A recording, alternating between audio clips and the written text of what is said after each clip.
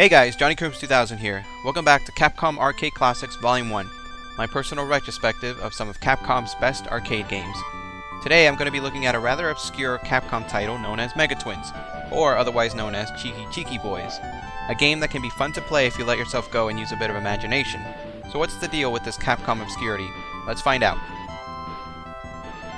Originally released in Japan as Cheeky Cheeky Boys and as Mega Twins elsewhere in 1980, it was the 10th game released for the CPS-1 arcade board made by Capcom. The game could be best described as a mixture of several different genres prevalent at the time. A bit of platforming, a bit of hack and slash, and a bit of beat 'em up thrown in for good measure. It's hard to put Mega Twins into just one category. To add to the craziness, Mega Twins also employed a rather unique art style and story, taking elements from Greek, Roman, and Japanese art styles and mythology. It's not strange to be looking at a Greek god drawn in an anime art style in Mega Twins. This eclectic mix is what made Mega Twins stand out, both in style and gameplay.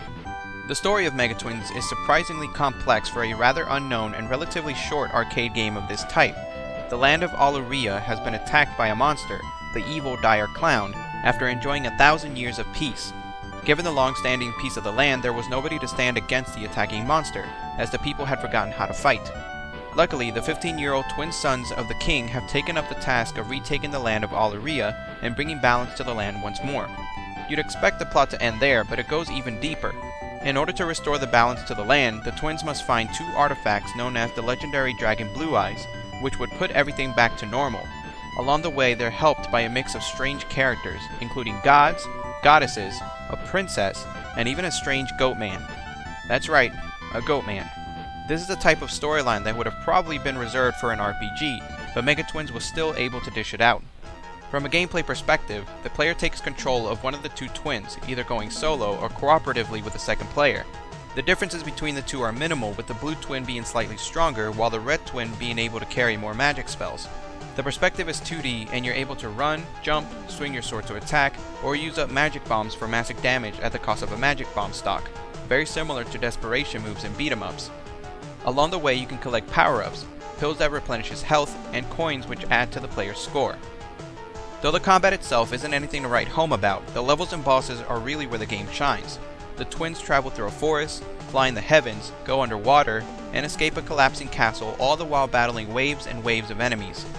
The bosses can range from a rock creature with swinging arms, to a two-headed dragon turtle, to a lightning-controlling deity in the clouds. There's even a vampire man who wears striped boxer shorts. This game does not lack imagination. The game is not a pushover either, as enemies and bosses can chew up your life meter in a matter of seconds. Make no mistake about it, this was certainly a quarter muncher in the arcades. In the Japanese version of the game, you were also tasked with saving bikini-clad women, though the only reward for this was added points. These women were completely taken out of any non-Japanese version of the game, perhaps for being a bit too risque. As far as home versions, Mega Twins was originally ported to personal computers in 1991. US Gold ported Mega Twins to the Atari ST and Commodore Amiga personal computers. Both versions were identical and remained quite faithful to the original version, retaining the gameplay, story, graphics, and two-player co-op elements of the game. However, they were still limited by the hardware. For starters, the graphics, while faithful to the original, took a slight hit in clarity, and the backgrounds became less detailed. There were less enemies on screen, making getting items harder to come by, which meant that health was less common, though this wasn't as big of a problem due to the longer life bar.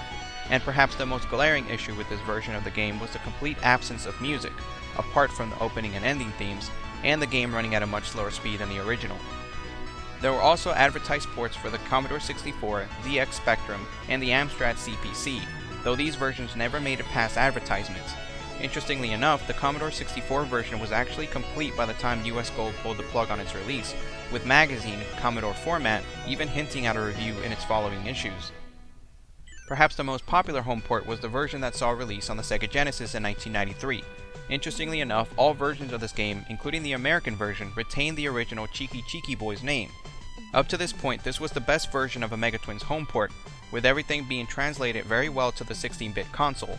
The only thing that brought this version down was the lack of a two-player cooperative mode.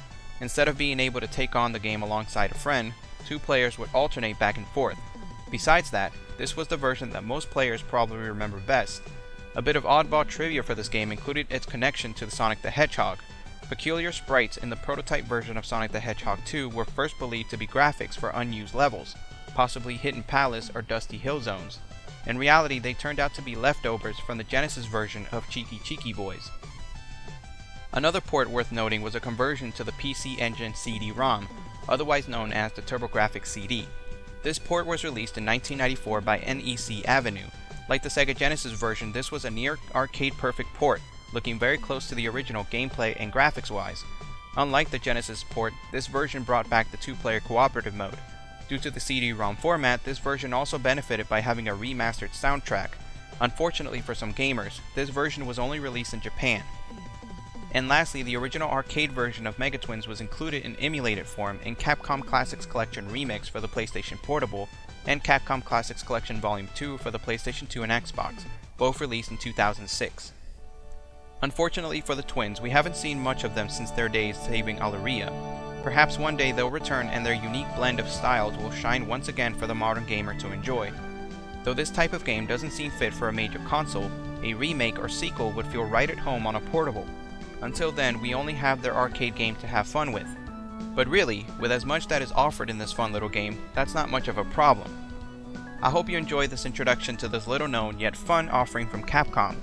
As always, if you like this video, be sure to hit that like button and subscribe if you want to get more videos from this series. If you want to keep in touch, you can now follow me on Twitter at JohnnyCrimson2K and my Tumblr at JohnnyCrimson2000, where I like to post all kinds of gaming goodies, including video game music and art that I've personally designed. Who knows, maybe you'll like some of my stuff.